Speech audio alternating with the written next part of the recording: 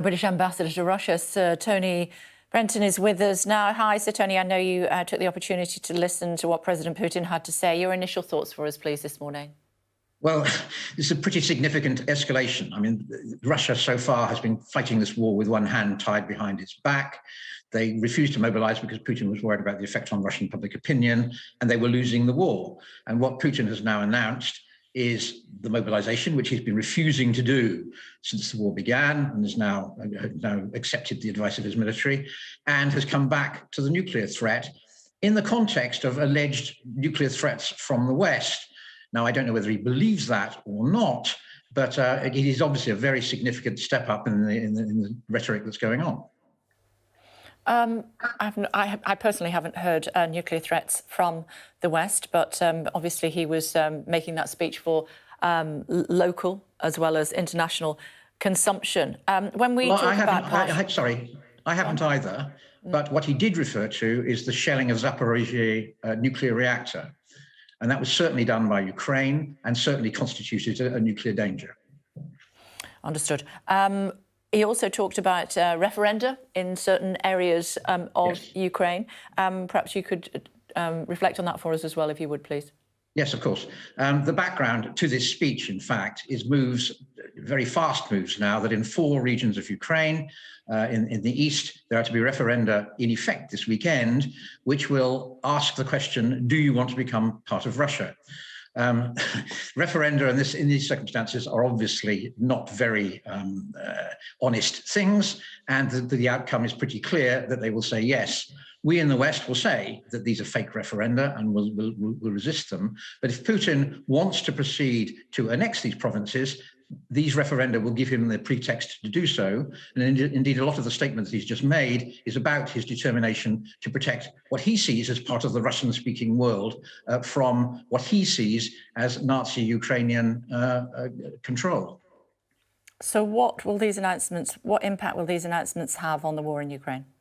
Well, I mean, the first thing I should say is, of course, that Ukrainians, not knowing what Putin was going to say, yesterday were saying he can make all the noise he likes, we're winning the war, and we're going to carry on and win the war. And they have good reasons for confidence in doing that. On the other hand, and I simply don't know, I'm not a military expert, I'm sure you have someone you can talk to, what difference the mobilization of the reserves will make, because the reserves will no doubt need some training, it will take time to get to the battlefield, and so on. The main point, I think, though, is that in the eyes of the Russian public, what has so far been described to them rather mildly as a special military operation is now becoming much, much closer to being a real war. And therefore, it becomes that much more difficult for the Russian authorities to pull back, to surrender, to make major concessions in any negotiations which may come. I mean, how should we interpret this? Is it that they are losing so many military personnel, also known as losing the war, and this is why he's ratcheting up matters? Yeah, loss of personnel, loss of equipment, but loss of political support, not in any huge way. The vast majority of the Russian people are pretty stolid and support Putin. But a rather important segment of Russian opinion makers, which is the right wing, the veterans, the nationalists, whom Putin, if Putin has a natural constituency, that's them, have become very critical of the defeats, particularly 2 weeks ago, near Kharkiv in the north of Ukraine. And a lot of what this statement is about is feeding red meat to that constituency, that he is determined to go ahead and take whatever measures are necessary to win the war. As I'm chatting to you, I'm reflecting on Crimea and the annexation of Crimea. I mean, I'm trying to second guess what must be in Putin's mind when he's rushing through these so-called annexations of Luhansk, Kherson and Zaporizhzhia. Is he trying to put his thumbprint on that so that when the war does end, he can claim them as he has Crimea? I mean, that was back in 2014, still under Russian control. Well, he says he's protecting the Russian-speaking populations there, and he's talked in the past about genocide, absurd word, of the Ukrainian occupation. They are not as attached to these provinces as they are to Crimea. And if it comes to a negotiation, then bits of them, I'm sure they will be willing to forego. There have been other hints, not obviously visible in the context of this speech, but for example, President Erdogan of Turkey, who is in New York with our Prime Minister and a lot of other leading politicians at the moment, has said he believes the Russians want to talk.